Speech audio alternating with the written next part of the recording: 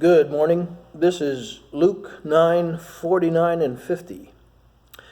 John said to Jesus, "Master, we saw someone casting out demons in your name, and we tried to prevent him because he does not follow along with us."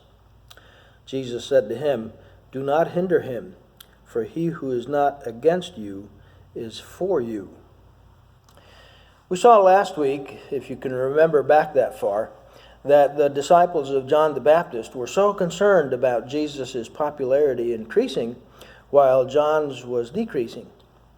Well, here's another John, one of the disciples of Jesus, also concerned about the competition. Someone who is not part of the 12 is out there casting out demons. And he comes to Jesus and he says he needs to be stopped.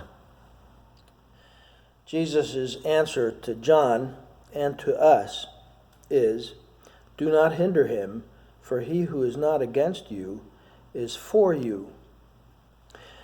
That answer is essentially, you focus on your task and don't worry about others' motives or fret because they don't belong to your group. The same thing happened with Moses. Way back in Numbers chapter 11, verse 26. Two guys by the name of Eldad and Medad. The Spirit came upon them and they were prophesying. So a young man ran and told Moses and said, "Eldad and Medad are prophesying in the camp." Then Joshua, the son of Nun, the attendant of Moses from his youth, said, "Moses, my Lord, restrain them." But Moses said to him, "Are you jealous for my sake? Would that all the Lord's people were prophets, and that the Lord would put his Spirit upon all of them. I wish all of you could prophesy.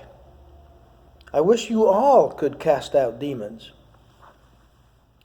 And it's the lesson that Paul learned and that he passes on to us. In Philippians chapter 1, beginning at verse 15, "Some, to be sure, are preaching Christ even from envy and strife, but some also from goodwill. The latter do it out of love, knowing that I am appointed for the defense of the gospel. The former proclaim Christ out of selfish ambition, rather than from pure motives, thinking to cause me distress in my imprisonment. What then? Only that in every way, whether in pretense or in truth, Christ is proclaimed, and in this I rejoice." I'm not going to worry about their motives. I just want Christ to be preached by any means, under whatever label. Now, this is not the squishy toleration that is so demanded of us today. People say, there's many ways to God, and let everyone choose his own way. Jesus and Moses and Paul are not saying, don't care about what they teach. Oh no, we are warned too often to beware of false teachers. Jesus wants demons to be cast out. Moses wants people to be filled with the Spirit and to prophesy. Paul wants Christ to be preached. In other words, as long as the truth is proclaimed, it doesn't matter who is doing the proclaiming.